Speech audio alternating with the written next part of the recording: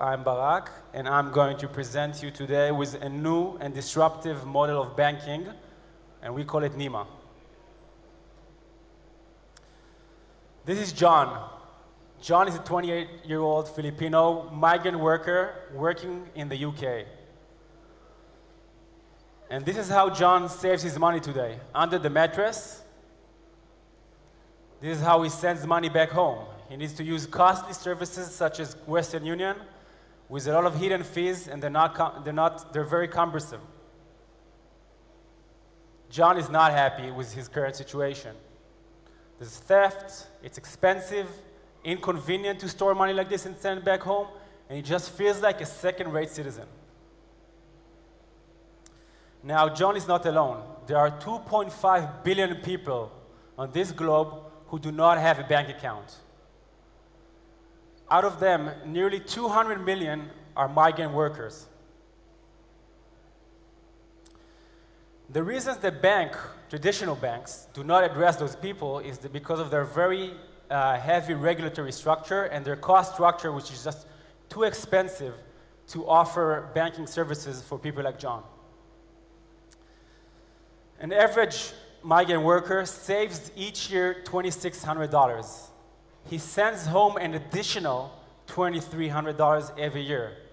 Those are numbers that just are not profitable for banks.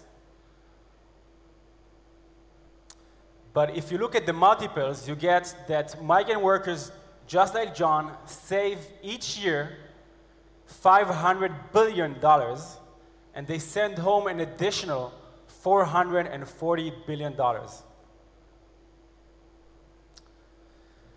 Neema offers global banking services in an app. How does it all work?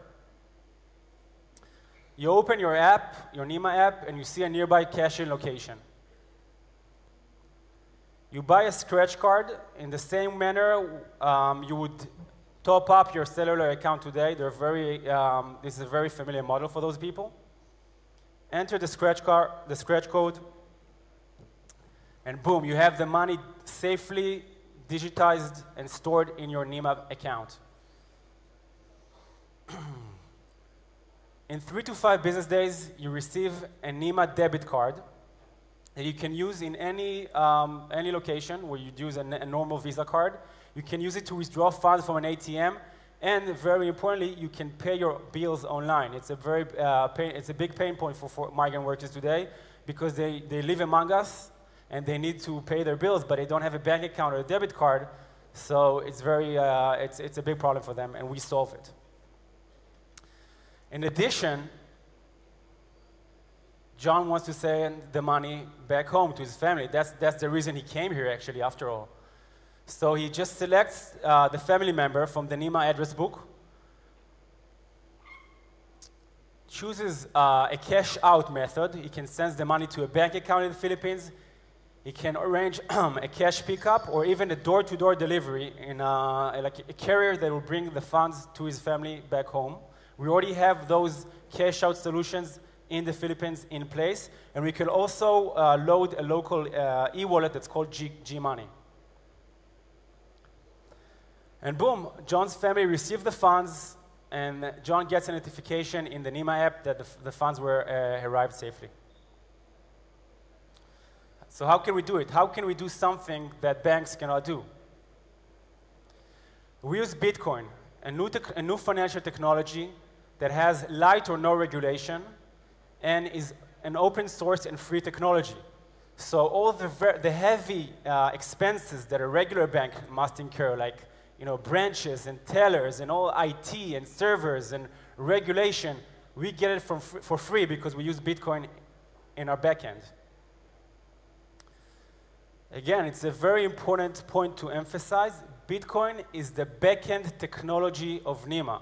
The consumer does not see Bitcoin, does not care about Bitcoin. He has a dollar account on Neema. And I can elaborate afterwards how we can pull it off. A little bit about our competitive landscape. You have banks that we just discussed why they cannot address the migrant workers. We have Bitcoin wallets, that give you a Bitcoin account, but you're a migrant worker, you don't know and you don't care about Bitcoin, it's scary to you. You have remittance companies like Western Union that just send the money home but don't give you an account, so you're still stuck in the cash economy and it's very expensive.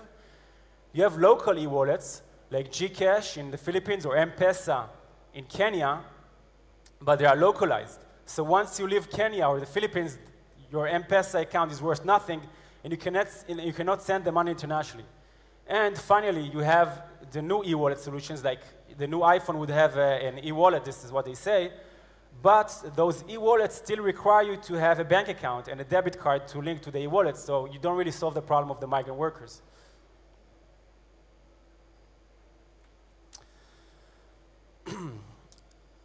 A little bit about our timeline. Neema raised the pre-seed. With those funds, we managed to develop our backend and the app. The technology is pretty much ready. We have a regulatory blueprint to how this thing will work legally across borders. We have the cash-in and the cash-out solution and partners in our destination countries. And we have the debit card partnership. We are now raising additional funds for regulatory compliance, for further development in cybersecurity measures, because we're holding funds after all, and go to market. Our next milestone is to have 10,000 accounts, 10% month-over-month growth, and $500,000 sent home every month. The team all comes from the financial and technology backgrounds. Erez is our CTO. His last role was the VP R&D in Arakamba. It's a algo trading and proprietary trading company. He specializes in risk management technologies. Eyal, our co-founder, was a vice president in Morgan Stanley Investment Bank in New York. He's our regulatory guy and the operations guy. And myself, also with a technological and financial background, I founded a company called Libertrade that developed a platform for currency trading, and it's now going strong, still exists.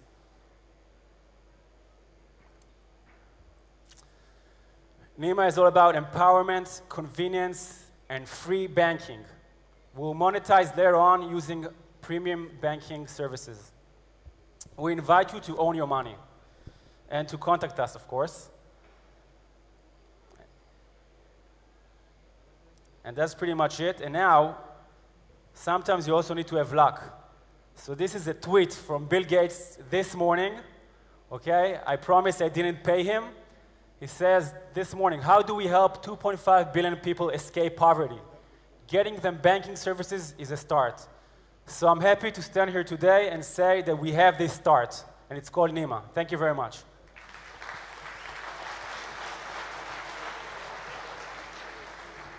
So much. Could you please approach the judges for a session of Q&A? Hi. I have two questions about, Sequoia is invested with Zoom that went public and challenges Western Union and do it cheaper. I can share with you that only on one part that you say that the regulation hurdle took them here to solve and many millions of dollars. Right. So I'm trying to understand. On one end, you come and say, I'm going for free. And on the other end, to do an international jobs, there are hurdles which are different per country. Right. And people working in one place like to send people home to many countries. Right. How you overcome the free and the tens of millions of dollars that Zoom took only to one portion of the regulation, not to mention all the issue of security, which we know that few Bitcoin already were dumped, and there are spatial laundry law because it's classic place to move money around, which is what I call the black money, and everybody is afraid of it, so I expect regulation even to be tougher. And you do try to do all it and say in a few years I'll find out how to charge on IN. Do you know how much money you will need and time until you can take you to try to charge? Yeah, okay, so there are, I think, like 4 or 5 questions here. Three. Regulation, security, and money. Okay, regulation, security. If I forget something, remind me. So regulation, obviously we put a lot of thought into that and work. We are using Bitcoin. We're not a financial institution that receive deposits in fiat currency. Fiat currency is a sovereign currency like dollar or euro. Because we use Bitcoin, which is still unregulated in most jurisdictions, or lightly regulated, we can go under the radar for a while until we build our business, and it's a very big and robust business. And then, obviously, the regulation will come, but by then we will have the resources to address regulation. The financial services, Neema Holding is a holding company. There's an R&D in Israel, and then there's a bank in Germany being regulated under the BaFin. The BaFin is the German regulator for financial institutions, and the Germans already have a very clear set of guidelines how you can be regulated as a Bitcoin deposit taker company, which is, I can tell you, it's a hurdle, but it's a much lower hurdle than if we were to become a fiat deposit taking company. The second was cybersecurity. So I see Neema as a company that has 3 legs: marketing, regulatory aspects, and cybersecurity. And obviously, we put a great deal of effort into cyber security. We're working with the best advisors in Israel. We have a security architect working with us on the architecture. We have a company that does penetration testing on our systems. And there will be obviously an ongoing effort on behalf of us to remain one step ahead of the hackers continuously. And regarding the funds, yes, Neema is going to be a capital-intensive business to build it and to reach the required network effect. And until we reach that point, we're taking a note actually from PayPal, okay? We're really following their blueprint. Until we reach critical mass, we want to offer our services for free.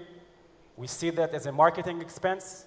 And once we have the network effect and people storing funds with us and sending them globally, we can then very easily monetize because we will have 100 million people with Neema accounts.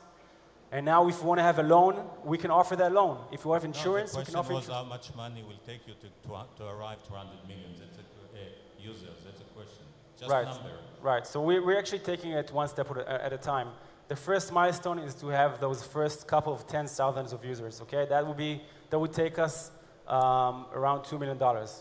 The next step is to take it to the 1 million users, and that will take us around $20 to $30 million.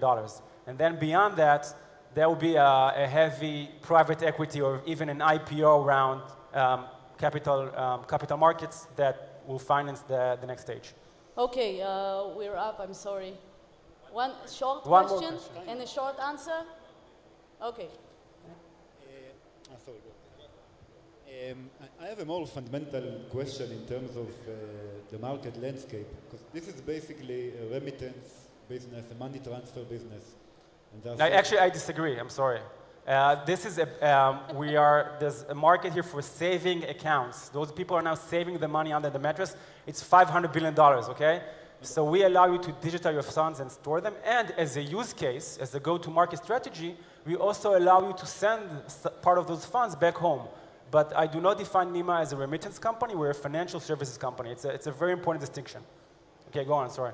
So the question is, how do you differentiate vis-a-vis services provided by Gemalto, M-Pesa in Europe, Vodafone, in the States, AT&T is launching. There are a bunch of these services, and distribution cost and cash-out costs are significant. So the question is, how do you differentiate? And a small question, if you don't have time, don't answer, why are you using Bitcoin apart from bypassing regulation? Because you don't really need it. The short answer, please. It's hard to answer those 2 questions, actually. So I'll start with the first one. Those companies, as you said, they offer you a remittance solution, okay? They just allow you, remittance is when you transfer funds from one country to the other. It's a $500 billion a year market. Now, they only allow you to send the money abroad. And now there's many, many startups, as you said, in this space, and they all compete on price. So eventually, it's going to be a race to the bottom on price, okay? And Neema is differentiating. We want to empower you. We give you an account with a debit card that you can use it to pay bills online and send money to your friends and also to send the money back home. Thank you very, very much, guys. תודה רבה. Okay.